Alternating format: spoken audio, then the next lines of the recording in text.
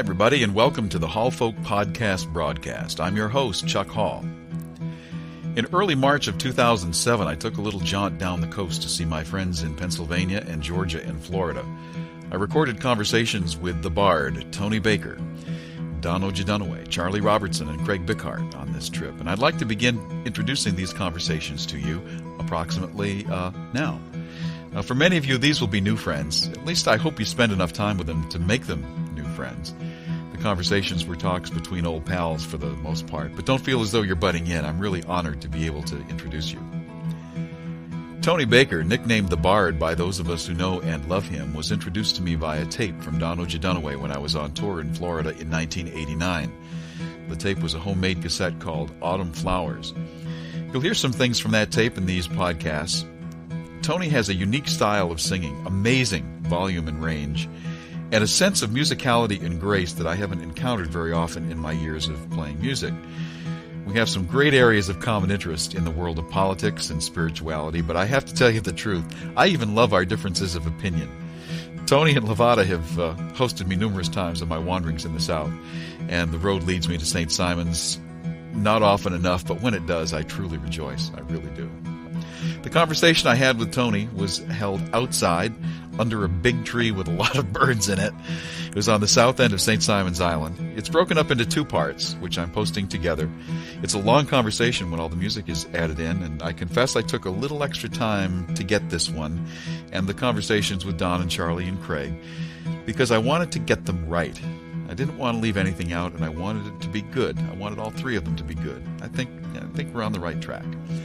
So, dear friends of the Hall Folk Podcast broadcast, please allow me to introduce you to the Bard, Tony Baker, my friend. You're listening to the Hall Folk Podcast broadcast. I'm your host, Chuck Hall. Thanks for listening.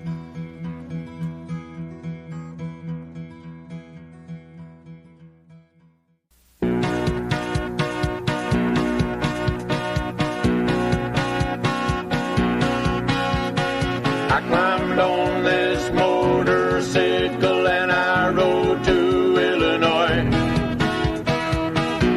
For hundreds of miles, here's where I've sat. 'Cause I needed to talk to me, and 'cause I ain't seen a boy. He calls me the Bard and I like that. These semis blow me around like I was so much sand. The highway's as hot as holy hell. The rain falls down from the sky as I roll across the land, chilling me to a fare thee well. The wind and engine, how they roar. The whiskey sure tastes good, but it don't work no more. And death rides with me like a devil, tired and sad, wishing that he was home in hell, on the road to ruin. And I do not see what I am doing, and on the road to truth. I get 10 feet tall and bulletproof, so I swear to God that I don't know why I try to live so hard. To me to smile and he'd probably say, well, ain't that like a bard? Ain't that like a bard? Well, ain't that like a bard?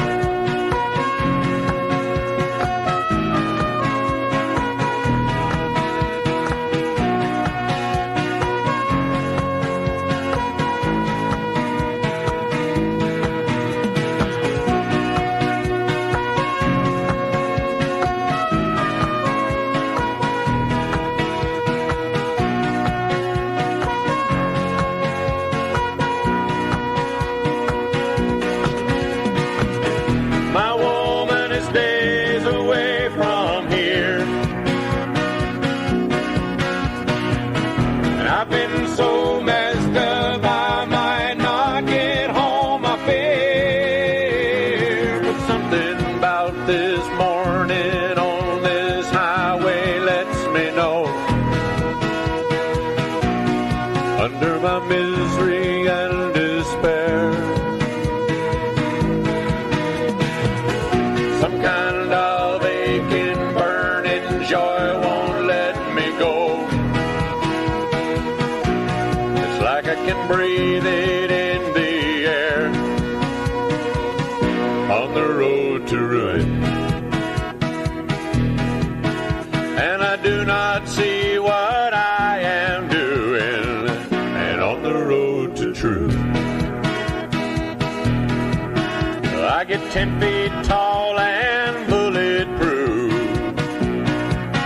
but I swear to God that I don't know why I try to live so hard.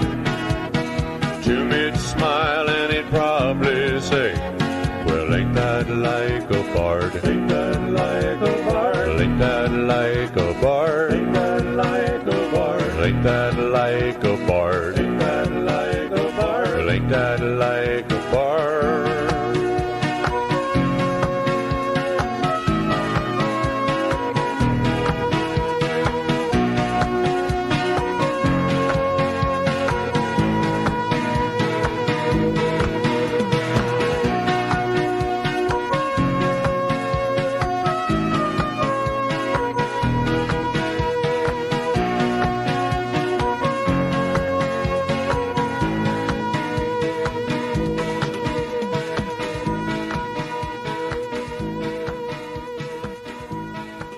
Tony Baker, welcome to the Hall Folk Podcast broadcast. What a treat it is to have you here, and what a long, strange trip it has been to bring us to this place. I want to let our listeners know that I've improvised for a windscreen because it is a little bit breezy. We're outside. We're underneath this huge tree. St. Simon Sound out that way? St. Simon Sound, and we're looking south with across to Jekyll Island, and beyond that to Little Cumberland Island, and beyond Little Cumberland is Cumberland Island that sits across from a Trident subbase.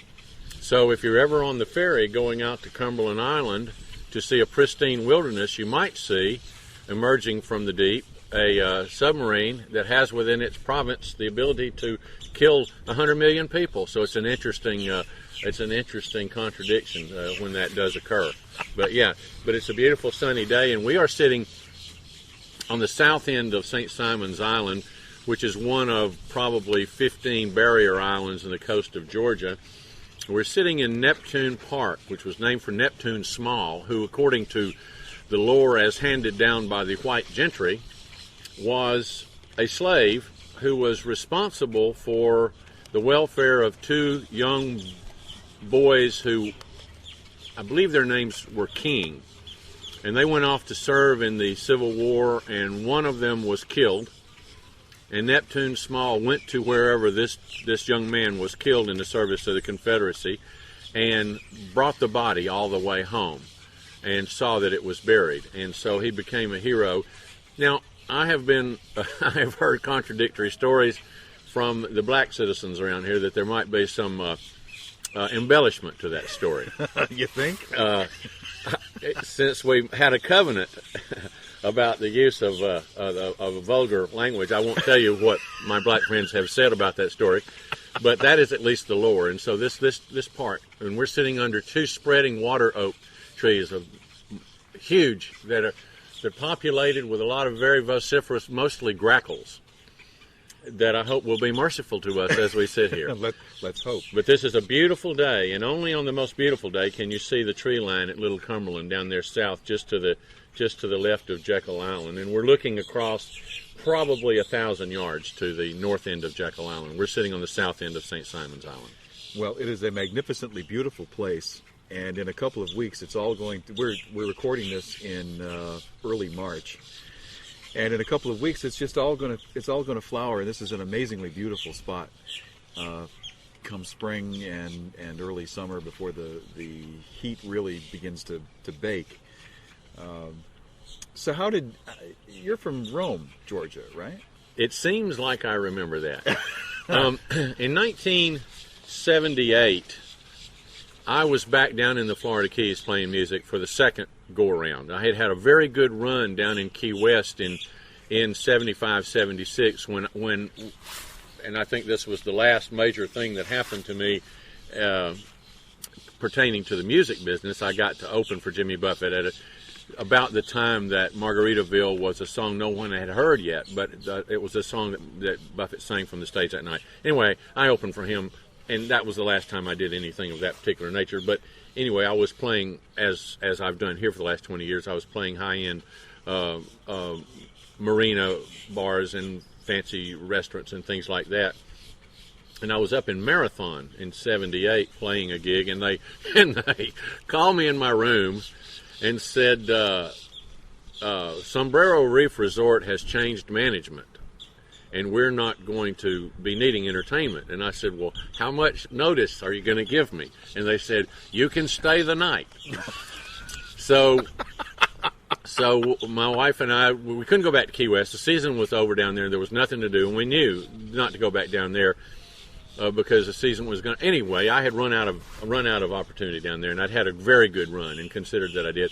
So I called my best friend in Atlanta, who was a trial lawyer, and I said, I think Levada and I are going to go back out to Colorado, where we had been the previous year, and spent a very good season out there. I was a street musician out there, and great story to tell about that. But anyway, we said, well, we better scuffle up $300 and run back out to Colorado. And I called Nelson in Atlanta, and I said, can we come in on you for 2 or 3 or 4 days while we kind of gather our wits about us to go back to Colorado? And he said, oh, that would be fine, but I'm trying a murder case down on St. Simon's Island, and I have rented a condo. Why don't you meet me down at St. Simon's Island and hang out with me down there?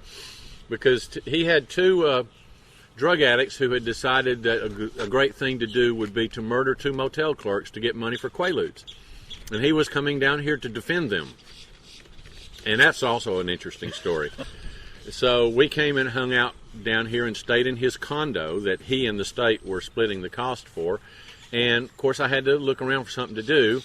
And I had never played in a country club, never been in a country club, but that's all there is around here. So someone gave me a lead. I did an audition, and a lady said, well, I don't think I can afford you, but I think they need entertainment at the Island Club.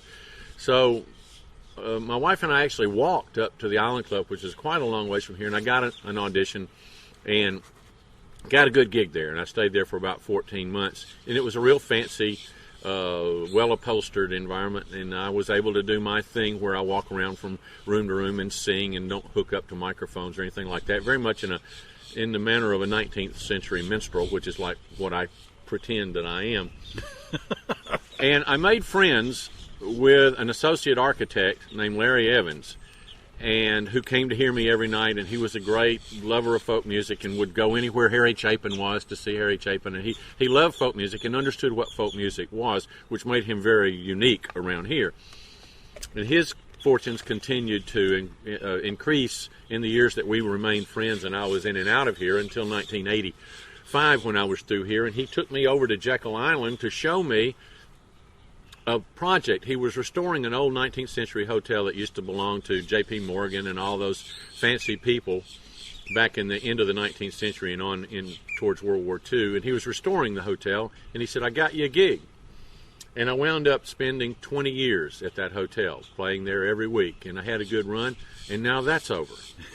So anyway, that's how I came to come here. I came here because 2 drug addicts decided to do murder.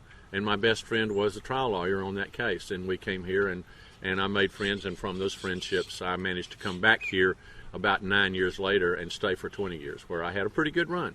It has been a good run, and it's not over yet. I mean, the world of music is an ever changing thing, especially for people who are really working the local scene like you have down here for so long. And I'm thinking of also of people like Don Dunaway down in Florida, and, good man, and other people that we all know. It says a lot for your tenacity to want to hang on to that particular skill, because there is something that There's a lot of people who would have thrown in the towel. Well, I happen to be careful what you learn to do well, because what I learned to do, I have a big booming voice, and what I learned to do well is to sing without PA system. And there were a lot of times when I didn't have a PA system because I didn't own one. And I'd learned to sing in the street in Key West, and I learned to sing in the street in Estes Park, Colorado, which groomed me perfectly later on for very Republican environments where they didn't want loud music. And so I loved that old hotel over there. It was a 19th century environment, and I felt like I was an authentically 19th century performer. And I played mostly in the dining room there, where I would walk around at night and sing and visit with people. And you have been there several times to hear me play, so you know what kept me there. And the main thing I always wanted to do was play my gig and come home to my wife. That's what I wanted to do. And so if that's what I wanted to do, success being doing what you intended to do, not doing what you intended not to do, and having people glad that you were here.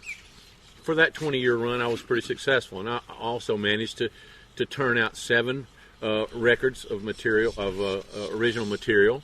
I got on national television in Nashville one time, although that's kind of an anomaly. That really wasn't a key part of anything else I was doing, but it's just an opportunity I had. I got to play for President Carter over in Americus, Georgia one night in the dining room, which I did feel like was part of what I was doing, because I do love President Carter and admired him, and I have a great story to tell about that. Won't tell it now. But, Levada and I bought a house here, which is something you never expect to happen to you if you're an old raggedy street folk singer. So we were able to buy a house here, and we celebrated 32 years of marriage here. So, but I just didn't get rich or good looking, and it looks like I'm not going to. Things being as they are. That's right.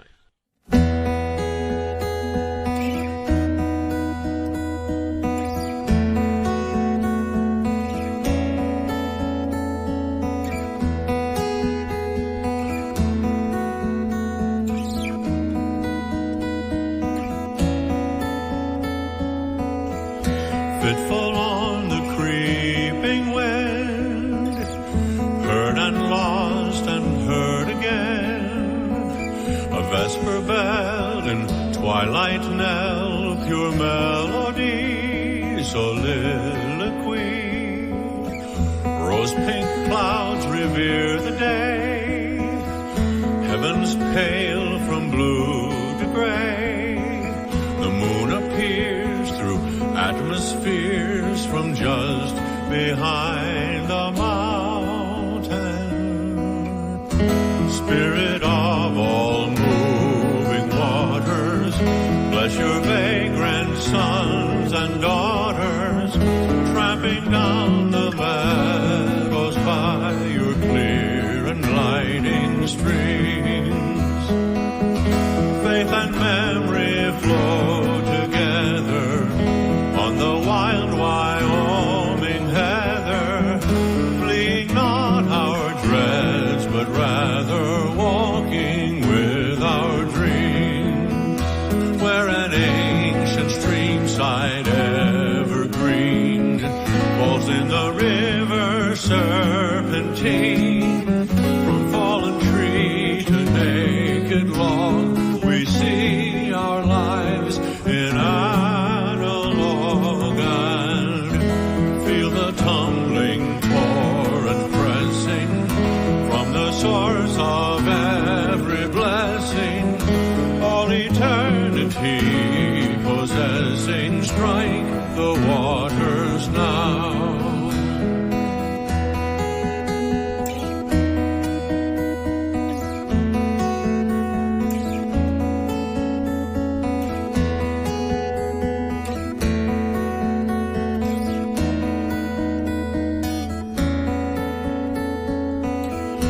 Currents passing into time do a sculpting of the mind. The spirit sees transparencies and unities and harmonies. Swarming stars across the sky, moonlight gilds the mountain high. The night is cold, the bell has tolled, I'll see you in the morning.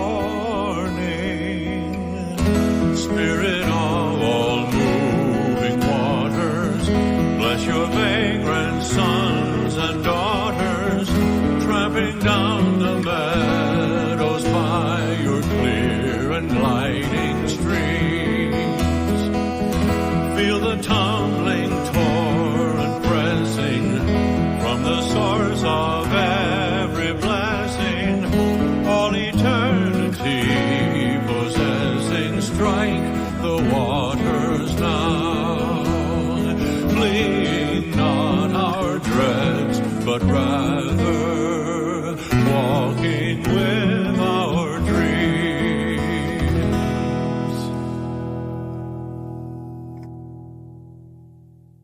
Hello, this is Charlotte Ryerson, and I so enjoy listening to the Hall Folk podcast on www.hallfolk.com.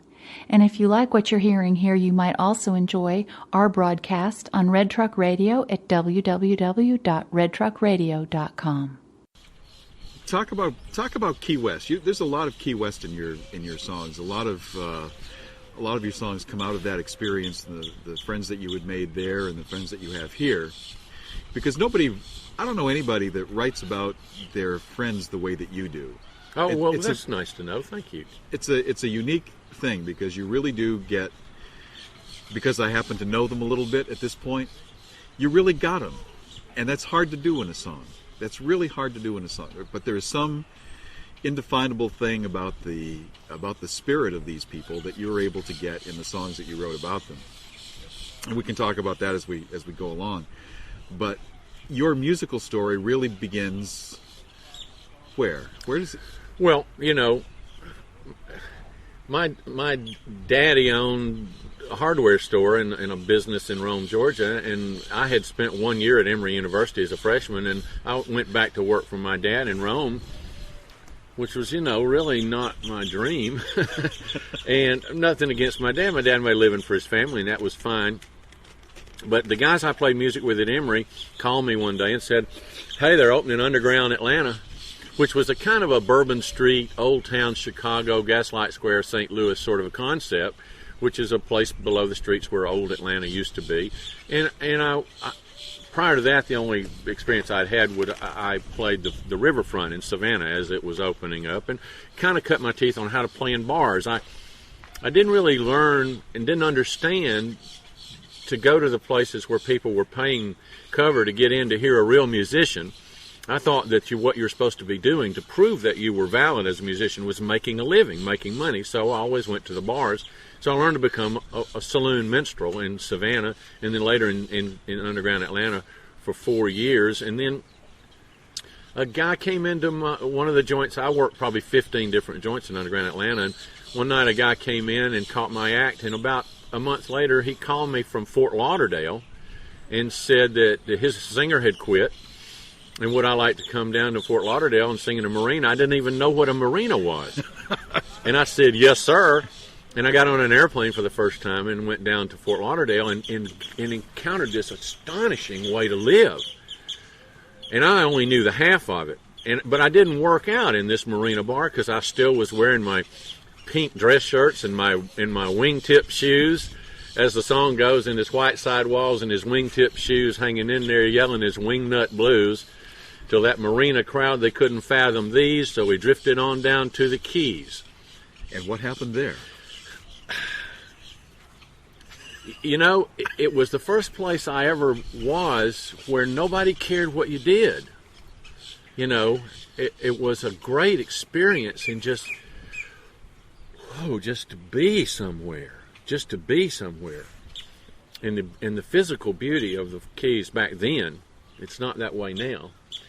It's not that way now because in a Chamber of Commerce dream come false, they made Key West accessible to Miami by improving the bridges. And so to go down there now doesn't feel like you're getting away from anything. It just feels like you drove to the suburbs of Miami. But in those days, you had to go over 150 miles of treacherously narrow bridges that were put there by Henry Flagler back around World War I. And you got down there and you were a long way from America. And everything that you did seemed to have a ring of authenticity to it. There was a spirit, there was a deity that I sensed who filled my heart with longing to be there and to be part of that. And I went back into the bars and played music there, but I was imbued with a spirit of something that is still in me. That I'm sitting here thinking about it and I'm there. It was so full of sensual impressions and such a source of poetic imagery, and there was fishing and boats, and I was a denizen of the streets I was just hustling nickels and dimes. But I had a feeling that I was at the center of action. And that is the only time in my life ever, before or since, that I ever felt like I was at the center of action. And it so happens that Jimmy Buffett's career was in the ascendancy during that time, which created all kind of complex emotions within me to see somebody taking off like that and wondering why it was not my lot in life to also take off like that. But then within 10 months of that first going down in Key West, I was playing music out in Colorado. The only difference between me and Jimmy Buffett was that he came in on a bus and I came in a Toyota. But we were both doing the same things. We were living in the Keys. We were living out in Colorado. We were playing music in the street. It seemed to have meaning. It seemed to have beauty and romance. How did you get out to Colorado? My kid sister, who was a performer, an entertainer, and a songwriter, blew into Key West after having herself spent one season in Estes Park, Colorado, which again, in those days, Estes Park felt like a long distance from Denver.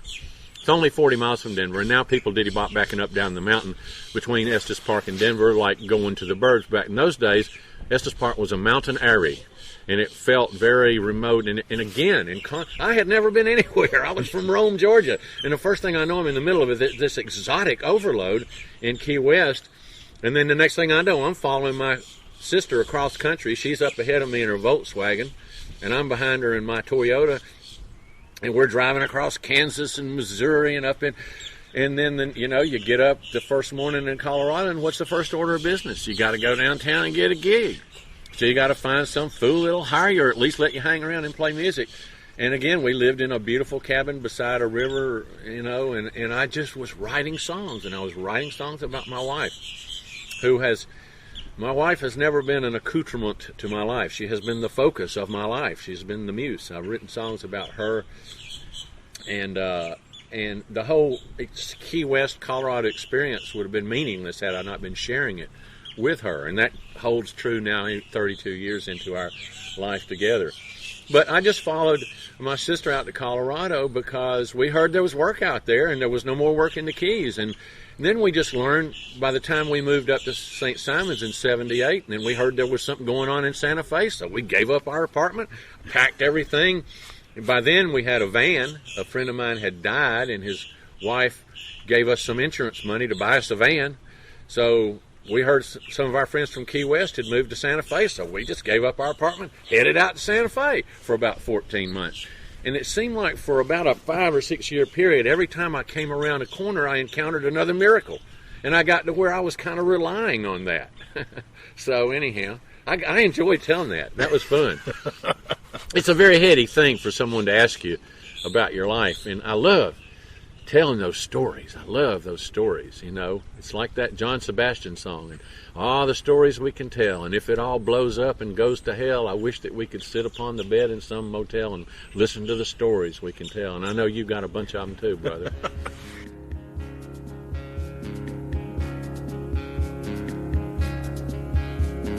Down on the Baja Pier in Sonata, a place overlooking the sea. Blazing Bob and I watch the October sky changing so elegantly, strumming a pure melody, changing the words to fit me. Early the day began with the anchovy man dragging the harbor waters. Mexican boatmen yell, yellowtail, starting the happy slaughter. Now it's east for the coast and it's Vaya con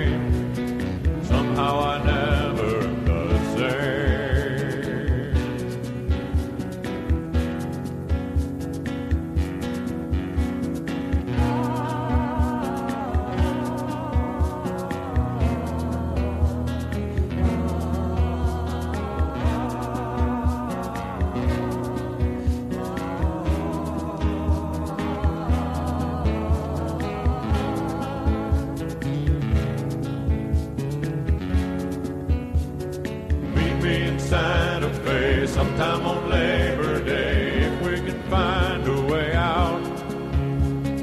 Watch the horizon rise in Colorado skies. Think of the fires going out. Waiting the fate of the trout. Things of which life is about.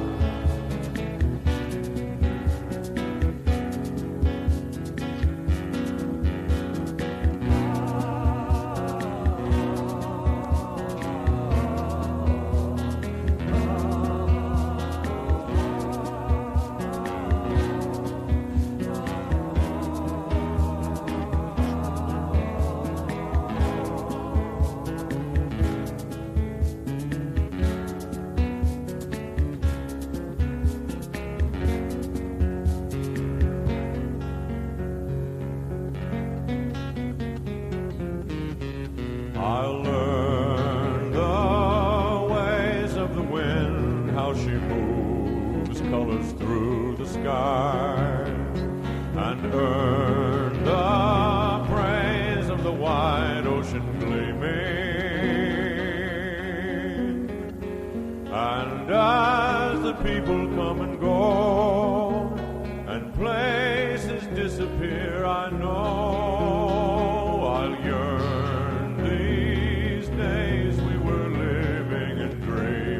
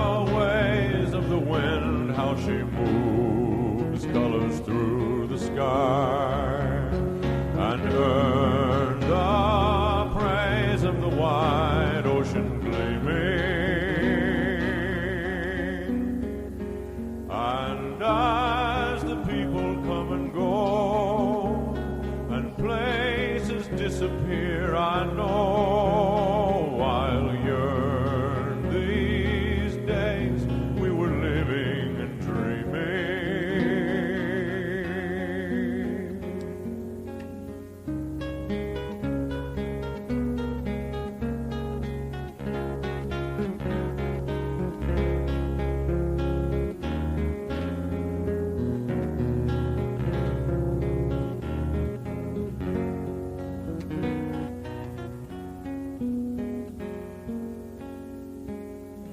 Blazing Bob and I finally say goodbye, cross over mountains and then make a connection and choose a direction for fishing together again.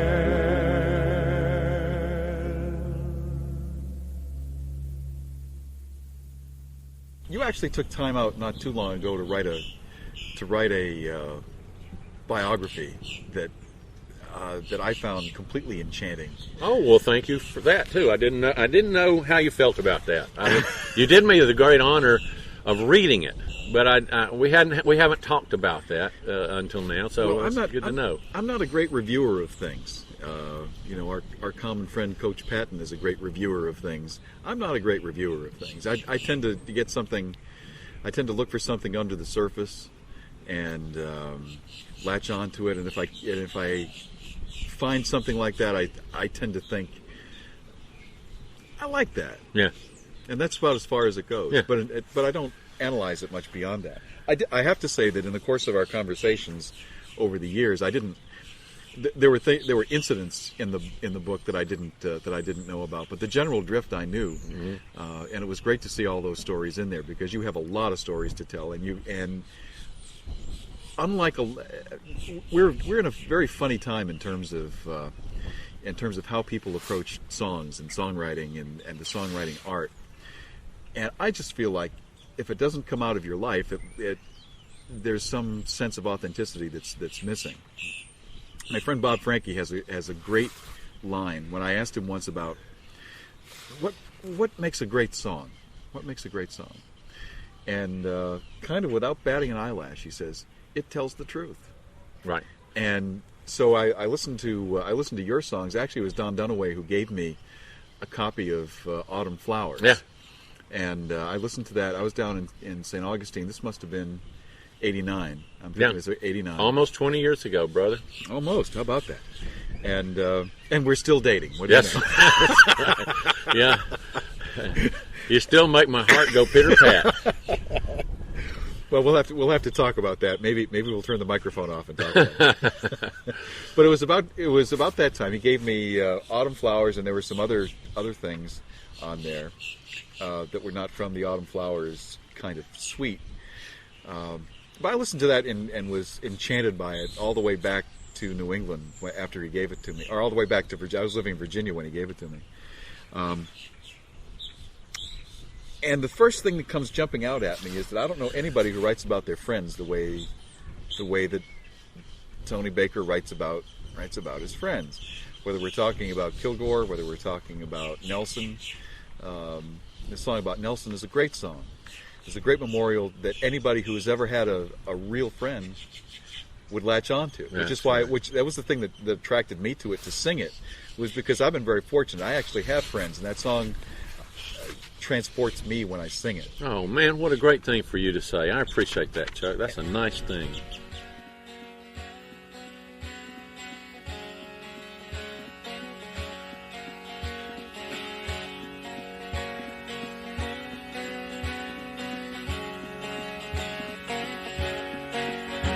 My 12 strings roaring, my memories soaring, the incidents come and I see.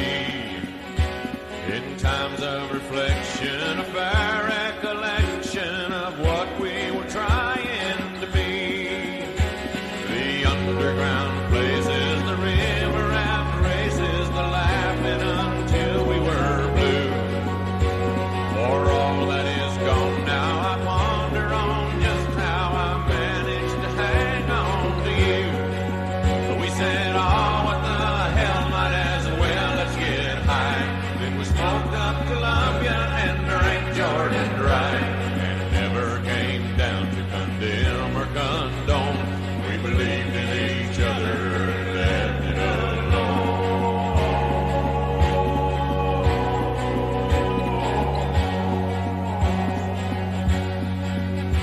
Though some they would frown on us, none would draw down on us, and we were a troubling kind. For more than a season, we searched for a reason for being here in our right mind.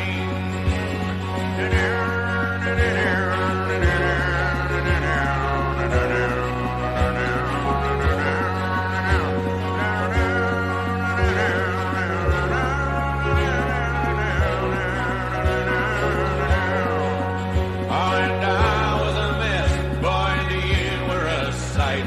We did some things all wrong, we did some things all right.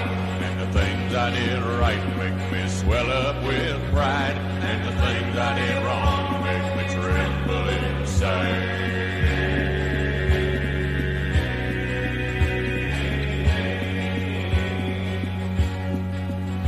I searched for my history, still such a mystery, thirsting for money and fame. My fellow survivor, the moments arrive for some thoughts of a worthier game. And I know how we used to say yesterday's dead, and I know how the heavy part's still out ahead. It's like climbing the side of a mountain alone.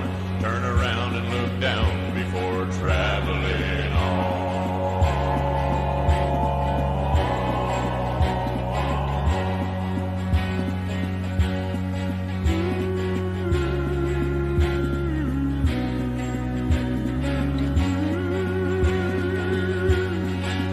We said, oh, what the hell, might as well, let's get high.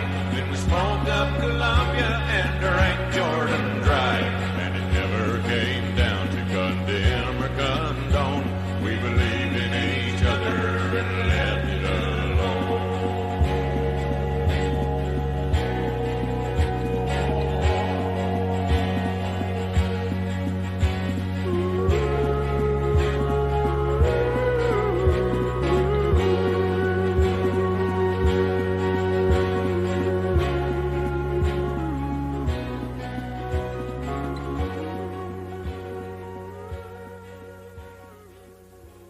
Hi, this is Bob Frankie.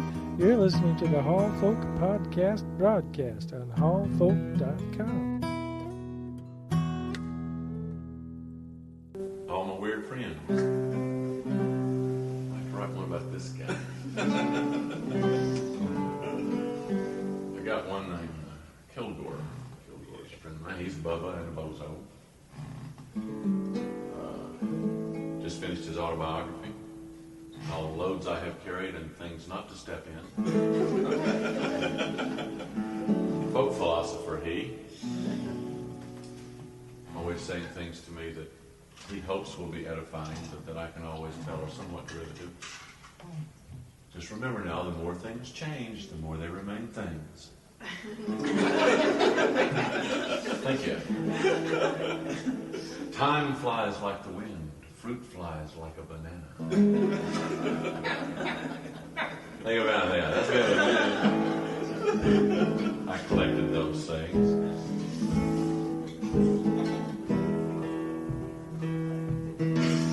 I was driving him to the airport when Kilgore turns to me. There's a time and place, he says, for spontaneity. And while I tilted my head, kind of flute player style, to let those words sink in, Kilgore up and screws with me again, screws with me again. Blessed are the cheesemakers. Time's fun when you're having flies. A waste is a terrible thing to mind, just as sure as the sun sucks dark from the sky. Metaphors be with you. Yesterday's the last day of your past. On Sundays I'm most generally slow, but on Saturdays I fast.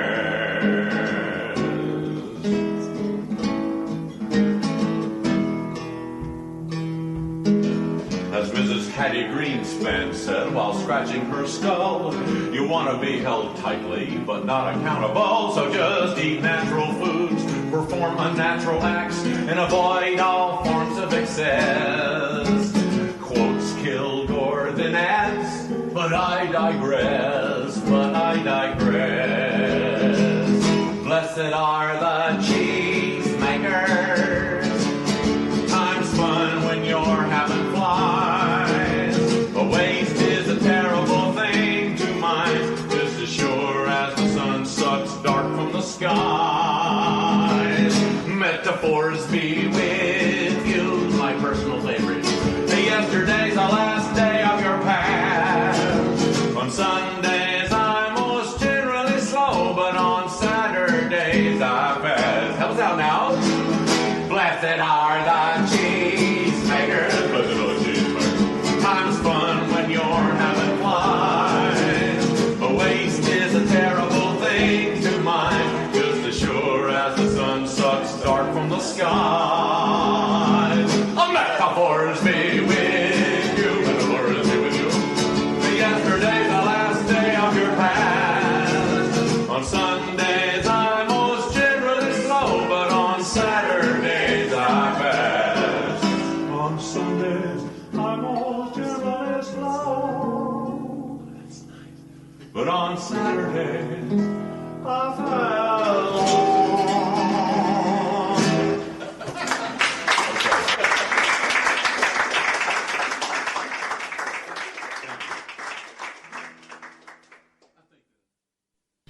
So other than the fact that you were sort of in the wake of Jimmy Buffett, what sort of things did you listen to or did you try to imitate or emerge from when you were starting to write and play? Well, let's see. I guess I began to write with great consistency and reasonable amount of volume of product when I fell in love with my wife, when I fell in love with Levada.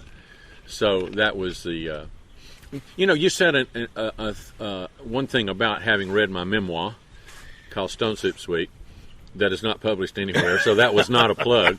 But you said you were paying attention, and I appreciated your saying that. I had not thought of it in that way, but I enjoy watching my wife alive in the world. and all the details, so that her imperfections perfect her, and her incompletenesses complete her. And it's all. And I'll see a water glass that she left half empty in the kitchen, and I feel like I should fall down on my fat belly and worship that water glass because I'm watching, and not just her, but I'm watching what's going on. Because I tell you what, I don't think at the beginning I expected to have much of a life. And, a couple of key people along the way, a college professor at Berry named Bill McAdams, led me to believe that I was going to have a life, that I was going to have a meaningful life. And so everything that came my way that someone else might have considered to be possibly ordinary and not paid attention to, I considered apparelled in celestial light.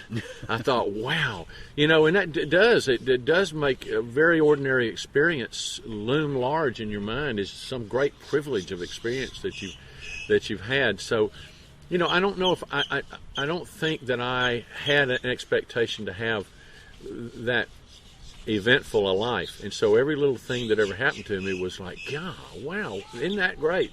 That Well, that's a great attitude to have.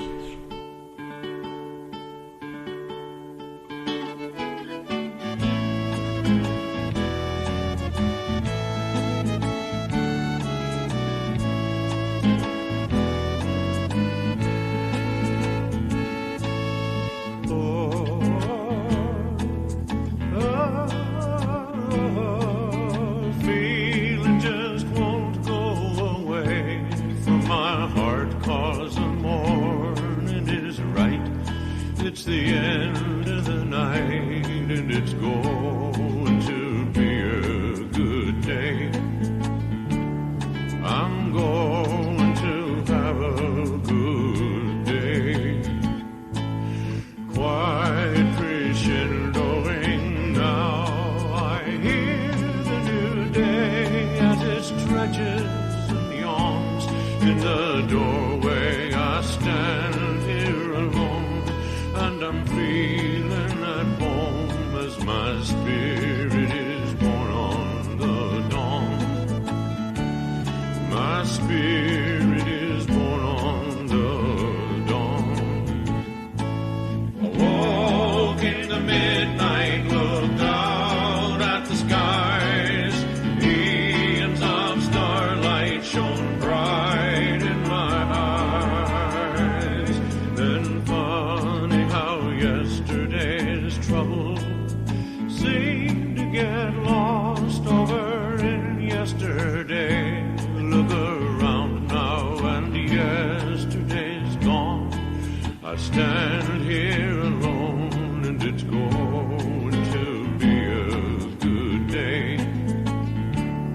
I'm going to have a good day.